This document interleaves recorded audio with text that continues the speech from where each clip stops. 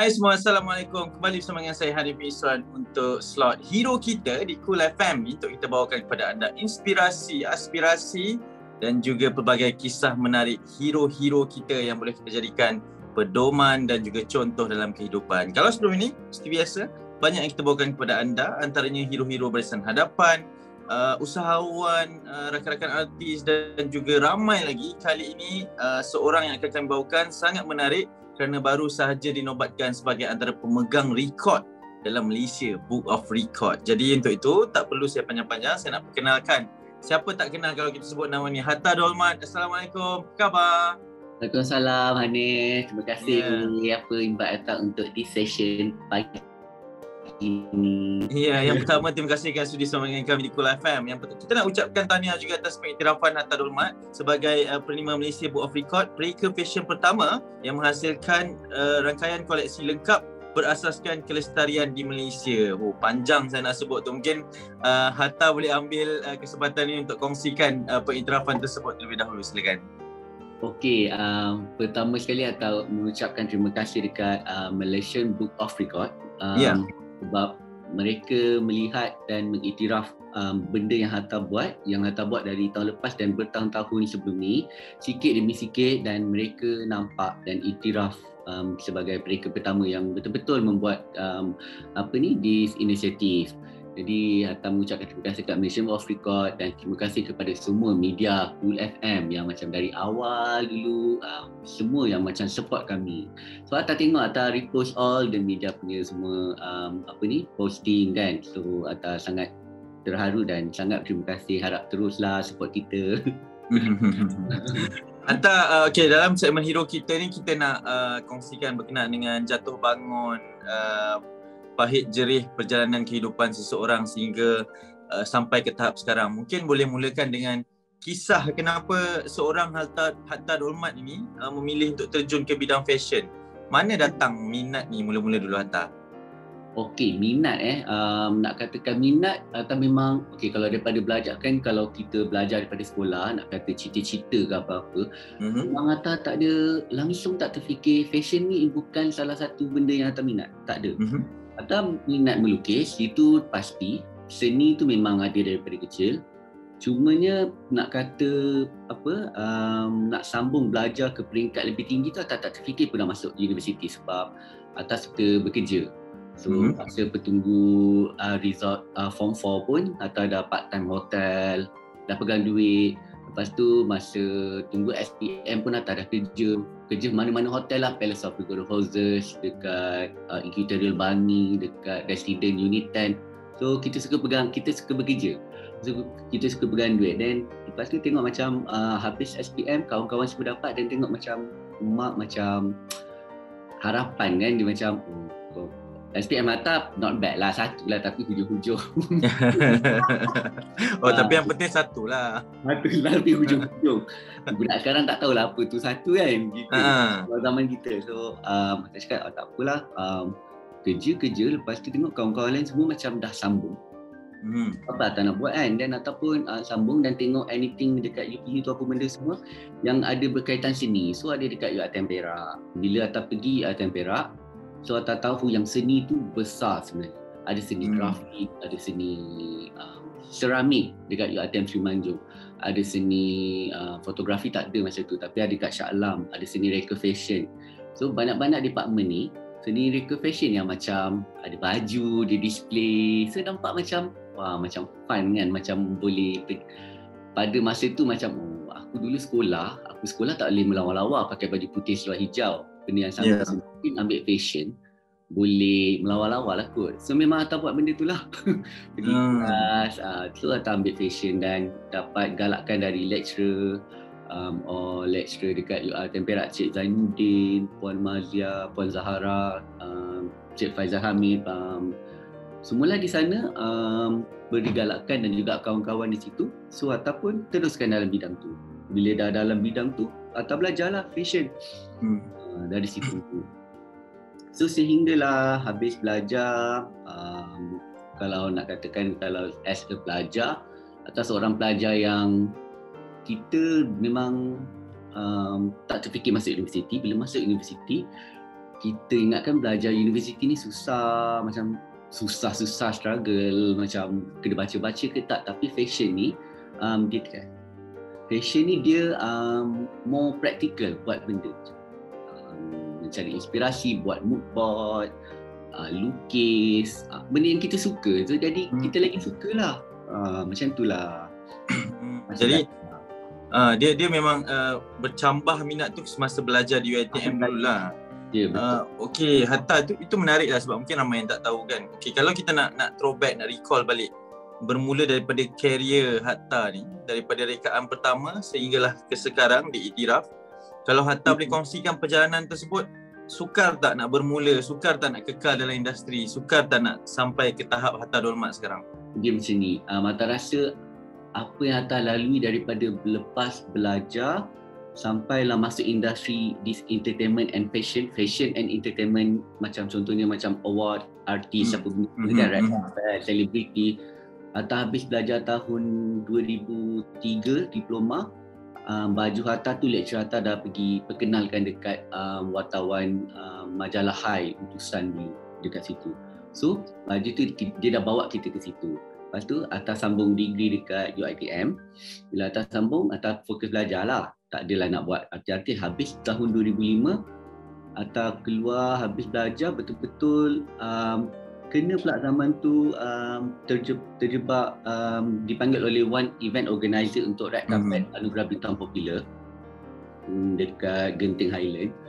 Masa tu ada Michael Ong, designer yang best, yang senior lah pada atas.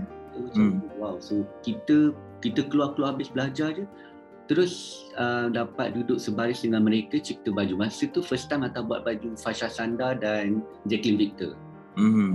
So bantuan media jugalah, tak boleh katakan berita harian, paper. Masa tu kan kita paper. Jadi bila kita dah start habis belajar dan keluar create baju selebriti masa tu, sampai ke event red carpet tu, kita dikenali lah apabila baju kita buat. Baju Hatta masa tu apa benda semua Hatta nak letak kan. Hatta rasa sebanyak-banyak tekstur, apa orang kata, manik, jurai, semua nak letak. Apa kita belajar, kita nak buat, letak. Tapi media akan tulis lah. Mana yang media suka, dia katalah trend melirik-lirik, trend chandelier bergerak, trend apa. So kita kenalah masa tu. Jadi Hatta belajar dari situ. Ya. So dari situ baru Hatta tahu macam mana macam mana Hatta respon media, respon orang masyarakat. So tahun seterusnya kita dah jadikan red carpet dan event tu macam aku kena masuk ni kan. Aku kena masuk dan aku kena create artis baru dan juga macam buktikan yang macam baju lepas tu macam kena kritik kan. Kita buat this year, so Hatta cari figura. Kan Hatta dah pernah bekerja sama dengan Era Fazira. Hatta tahu dia punya figure, badan dan tinggi dan langsing. Cantik primadona Malaysia masa tu memang Era Fazira. Sangat cantik. Hatta pun personally minat Era Fazira. Tu Hatta approach dan dapat masa tu untuk dapat buat baju Era Fazira. Hatta buat satu design klasik, very Hollywood red carpet. Simple, and then ada trimming detail, tak ada dah batu dah. Dapat perhatian, dapat red carpet punya best dress, dan dah tahulah apa yang media suka, apa yang masyarakat kita suka. Dari situlah seterusnya dan mencipta nama lah terus dari situ. Menarik sebab Hatta masih ingat setiap detail yang berlaku. Awal dulu sampai ke respon media pun ingat. Okey, kalau macam tu, kalau boleh kongsi pengalaman pertama kali bersama-sama dengan primadona Era Fazira, Fasha Sanda dan Jacqueline tadi cakap kan. Macam mana rasanya pada ketika itu? Hatta suka sebab macam Hatta selalu rasa teruja tau untuk something benda yang baru Hatta buat. Hatta akan rasa excited, teruja. Dan Hatta suka Fasha Sanda, sebab Fasha Sanda menang pula tu, dan itu juga membantu. Fasha Sanda tahun tu dia menang artis baru paling popular. Dan baju Hatta naik stage lah. So macam Jacqueline Victor, dia perform sekadar di pinggiran. So baju Hatta memang dapat highlight dalam TV. Jadi profesional, mereka sangat profesional, dan apa yang Hatta create tu pada Hatta, mereka mungkin ada cita rasa tersendiri, tapi atas dasar professionalism sebagai selebriti, mereka pakai je lah. Kan, betul. Walaupun pada kita dah cantik sangat dah tu, tapi faham, mungkin mereka kata apalah Hatta buat baju sepenuh-penuh berjurai-jurai ni kan. So pada Hatta mereka profesional dan mereka pakai saja apa yang disediakan.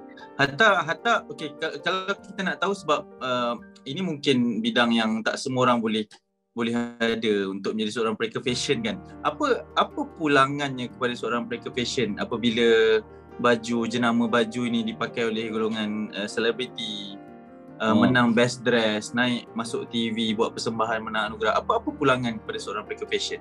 Ini adalah pada Hatta, ini yang ramai bagus sangat Anis tanya Hatta benda ni, sebab ramai gila yang tanya Hatta kenapa macam nak taja artis dah kaya. In real life diorang tak tahu kita sebenarnya sama dia mencari, dan sebab populariti dia pada mereka di luar sana, populariti itu adalah kaya raya. That Hollywood kan. Tak, akan cuba jelaskan kat mereka macam kita, kalau kita nak keluar sendiri tanpa bantuan media dan tanpa bantuan selebriti, kalau kau keluar tak ada siapa tahu. Betul tak? Kalau Hatta keluar habis belajar, Hatta tak ada Jacqueline Victor pakai, tak ada Fasha Sanda pakai, dan tak ada terjebak di dalam entertainment dan fashion industry, red carpet. Tak ada siapa tahu baju kau keluar TV, tak ada siapa kenal kau Hatta Dolmat, dan kau akan tak ada siapa pun tahu kan keprojektan kau. Jadi bila keluar dan tontonan, contohlah kata 3 juta viewers, orang tahu ini dari siapa, orang akan start siapa baju. Dan dalam paper tulis Hatta Dolmat, dia bagi brand bantuan penjenamaan kepada kita secara tak langsung. Jadi that's the win-win situation yang orang tak nampak. Bukannya pulangannya macam okey aku bagi kau hari ni, kau dapat hari ni juga. Tak, dia dijangka masa yang panjang. Kalau kita nak bayar, contohnya macam kalau dalam paper kita nak beli satu artikel paper untuk brand letak iklan di situ pun dah berapa kan.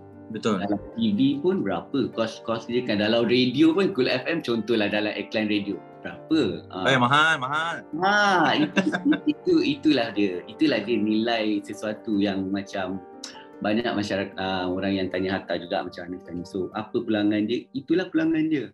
So, win-win situation, dia tolong kita dan kita pun tolong cantikkan dia sebaiknya. Dan ianya dalam satu jangka masa yang bukan sekejap lah untuk membina jenama. Okey, jawapan yang sangat menarik. Hatta, dalam industri ni siapa yang mendorong Hatta untuk kekal relevan, kekal berjaya? Siapa idola Hatta lah sebenarnya? Dulu kalau dulu kita cakap lah lecturer kita kan, tapi tapi untuk bertahan, Hatta rasa untuk bertahan Hatta boleh cakapkan family Hatta, mak ayah Hatta. Sebab Hatta pernah je untuk bertahan ni kita tengok macam tu lah, macam masa belajar kan, kita bila tengok je muka orang tua, kita tahu dia orang ada that harapan. So aku kena jadi somebody, aku kena jadi macam kena jadi yang terbaik kan. Kalau tak dapat, kena buat yang terbaik lah untuk diri sendiri dan untuk jaga mereka kan. Kalau buat yang sehabis baik untuk bertahan dan dalam industri yang penuh macam roba. So Hatta fikirkan mak ayah dia lah dan keluarga, dan sebab itu Hatta ada Hatta rasa tu satu berita yang sangat gembira yang mana yang buatkan Hatta bersemangat lagi untuk create something yang valuable pada masyarakat, environment, dan juga environment. Kadang-kadang kita selalu terlupa, kita selalu macam fikirkan this huha entertainment popularity, tapi tengok apa jadi sekarang dekat 1 jam hujan, banjir. So itu semua kesan-kesan dari kita kurang peka kepada alam kita kan.